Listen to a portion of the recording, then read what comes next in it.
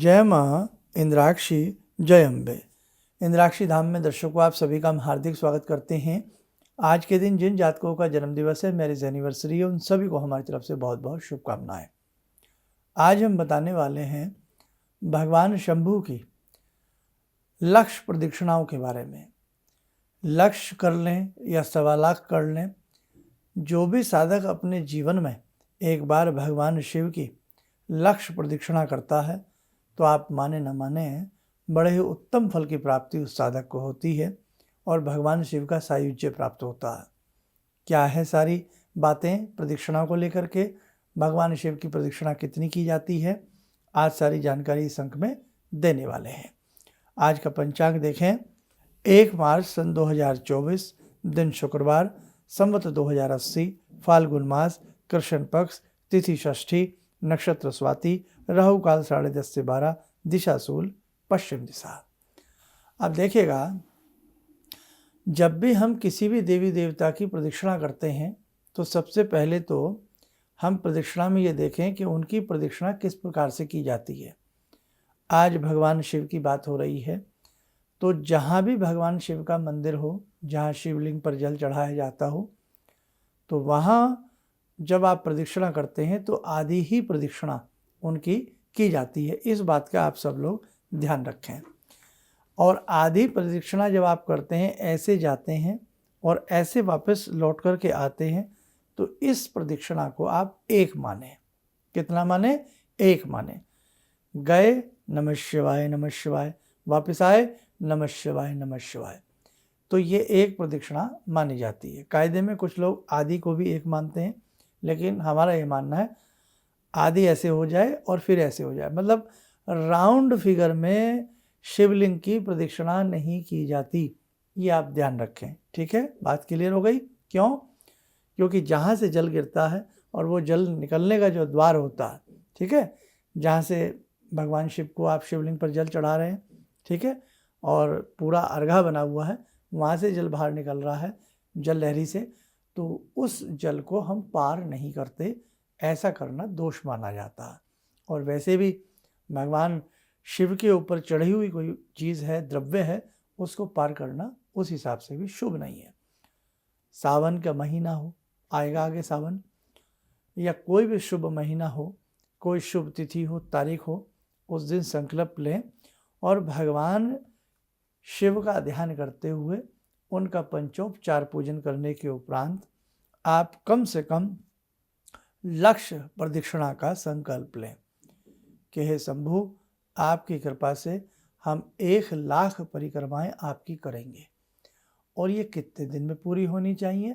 1 माह में। जैसे सावन का महीना चुन लें, सावन का महीना जब प्रारंभ हो और जिस दिन उसका अंतिम दिन हो, तब तक आप 1 लाख प्रदक्षिणा कर लें। आप अपने जीवन में एक बार इसे करने का प्रयास करें। जब आपको लगे हम इस महीने पूरे घर पर हैं, ये ऐसा कोई कामकाज नहीं है, और मन से प्रदक्षिणा करें, मन ही मन नमः शिवाय का जाप रखें। जन्मों जन्मांतरों के मैल धुल जाते हैं, कषाय कलमश उस व्यक्ति के दूर हो जाते हैं। जीवन के जितने भी राह कंटक होते हैं वो भगवान शंभू की कृपा से दूर हो जाते हैं। भगवान शिव बहुत ही प्यार करते हैं हम सबसे, तो इसलिए अपने जीवन में एक मौका इस जिंदगानी में ऐसा देना चाहिए कि हम शंभू की 1 लाख प्रदक्षिणा ज़रूर करें। हम प्रयास करेंगे, सावन में भी आपको इसका पूरा प्रोसीजर बता देंगे, लेकिन आप अभी से अपना माइंड बनाइएगा। जिन्हें भगवान शिव की प्रदक्षिणा करनी हो, शिव पिंडी की प्रदक्षिणा करनी हो, और एक बात और, अगर 4 कोस तक कोई शिव मंदिर ना हो, शिव पिंडी ना हो, शिवलिंग ना हो, यानी कि यहाँ है लेकिन इसके चारों तरफ 4 कोस तक कोई शिव मंदिर नहीं है, और उस शिवलिंग की यदि आप प्रदक्षिणा करते हैं, आहा क्या बात है! आप माने न माने, जीवन में वो रोमांच आपके आएगा भक्ति को लेकर के कि आपको अद्भुत सारी चीज़ें, बहुत सारी चीज़ें नज़र आने लगेंगी। शमशानवासी हैं भगवान शिव। भगवान शिव संहार करता है ना? और हम जब इस संसार को छोड़ते हैं तो भगवान शिव की गोदी में ही हम समा जाते हैं। शमशान में आपने देखा है भगवान शिव किस प्रकार से विराजमान रहते हैं, त्रिपुंड मस्तक पर लगा हुआ है। और अंत में भी हमारी जो भभूत है, अर्थात जब हम मरने के बाद जो अग्निसात हो जाती है, एक आश के रूप में, एक राख के रूप में सब कुछ पड़ा रह जाता है, उसका भी त्रिपुंड लगाने को भगवान शिव आतुर रहते हैं। इतना प्रेम वो करते हैं इस जगत से, इस जगत के सभी प्राणियों से। आप जीवन में शिव शक्ति की उपासना करते रहिए, आपको जीवन में कभी कोई कमी नहीं आएगी। एक बार अपने जीवन में प्रदक्षिणा करके देखें। ऐसे ही बिल्व पत्रों का भी संकल्प लिया जाता कि हम पूरे सावन में 1.25 लाख बिल्वपत्र या लाख बिल्वपत्र या लाख अकोन के पुष्प हम भगवान शिव पर चढ़ाएंगे। लेकिन संकल्प ऐसे हों वो आपके मजबूत हों, संकल्प ऐसे हों कि वो टूटे ना, संकल्प ऐसे हों जिसके हर संकल्प में किसी कामना की बहुत बड़ी बूंद आती हो। मतलब आज हम कुछ भी भक्ति करते हैं उसको हम तोल मोल करके करते हैं। एक व्रत रखते हैं तो भी भगवान से बहुत सारी चीज़ें मांग लेते हैं। एक भगवान का कोई पूजा करते हैं उसमें भी हम भगवान से बहुत कुछ मांग बैठते हैं, हमारा ये हो जाए वो हो जाए, हम तब व्रत रखेंगे, तब ऐसा करेंगे। तो आप जब भी इस प्रकार की बड़ी बातें करें, लाख पुष्प चढ़ाने हों, लाख दीप जलाने हों, लाख प्रदक्षिणा करनी हो, तो भगवान से निष्काम भाव से आप उनकी भक्ति भावना के लिए कि बस मेरा यही संकल्प है कि हे शंभु मुझे भक्ति दें, मुझे शक्ति दें और आपके चरणों में मुझे लगन लगी रहे। एक उत्तम भावना के साथ इस प्रकार के दिव्य प्रयोगों को, दिव्य पूजाओं को, दिव्य अनुष्ठानों को इस प्रकार से करना चाहिए। और इसी के साथ साथ यदि 51 माला या 31 माला, 31 माला नमः शिवाय या हिरिम ओम नमः शिवाय या हिरिम नमः शिवाय हिरिम नमः शिवाय हिरिम या ओम याते रुद्रा शिवा, भगवान शिव के तो अनेकों बहुत सुंदर सुंदर मंत्र हैं। तो आप ऐसी भावना के लिए तैयार रहें। आगामी समय में इस प्रकार के संकल्प, इस प्रकार के आयोजन हम अपने संस्थान की तरफ से भी आपको बताएंगे और समझाने का प्रयास करेंगे। तो मन बनाइए, अगर भविष्य में कभी आपका ऐसा मन हो, किसी बड़ी भगवान की तपस्या का मन हो, तो आप ज़रूर हमारे संस्थान से जुड़े रहिएगा, अपना भी मन बनाइएगा। बाकी सावन में यदि आपको किसी को भी लक्ष्य प्रदक्षिणा करनी हो तो आप करिएगा। भगवान शंकर कहीं न कहीं आपको बहुत बड़ी शक्ति देंगे, बहुत बड़ी हिम्मत देंगे और आपकी बिना कहे बहुत बड़ी बड़ी कामनाएं पूर्ण होंगी। आइए समय चला आज की ध्यान साधना का, जुड़ते हैं भगवान सदाशिव शंभु से। ओम आत्मा त्वं गिरिजामति सहचरा प्राणा शरीरं गृहं पूजा ते विषयोपभोग रचना निद्रा समाधिस्थिते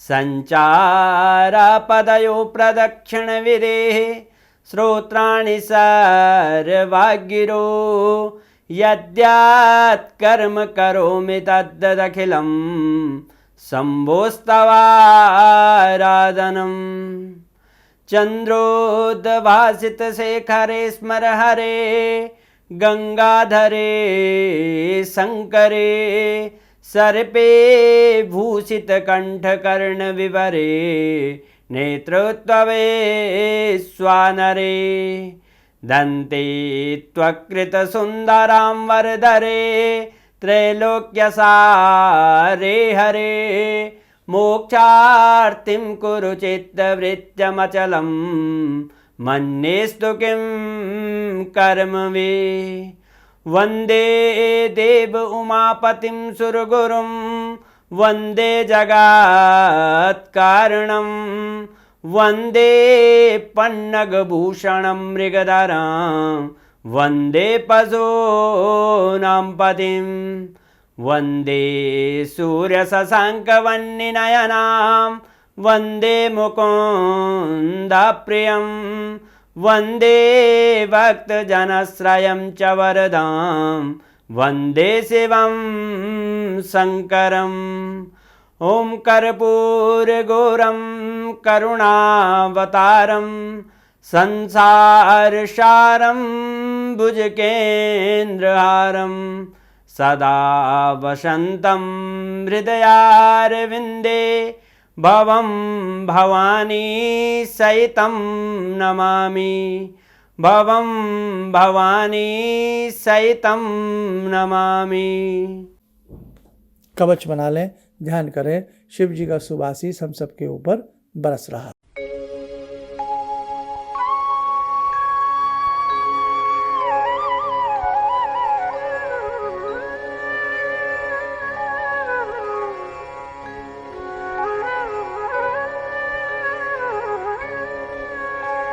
ओम बोलते हुए नेत्र खोलें, सामान्य हो जाए।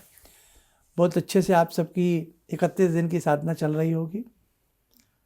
और अब देखो, जैसे बहुत लोग डर रहे थे, अरे 15 मिनट लगेंगे, 50 मिनट लगेंगे, कितना समय लगता है। किसी किसी को लगता होगा समय, जिसे थोड़ा सा भाई पढ़ने की स्पीड बिल्कुल ना के बराबर है, नहीं तो 10-12 मिनट, इससे ज़्यादा नहीं लगने चाहिए। और बहुत सुंदर स्तुतियाँ भगवती ने चुनी हैं आप सबको देने के लिए।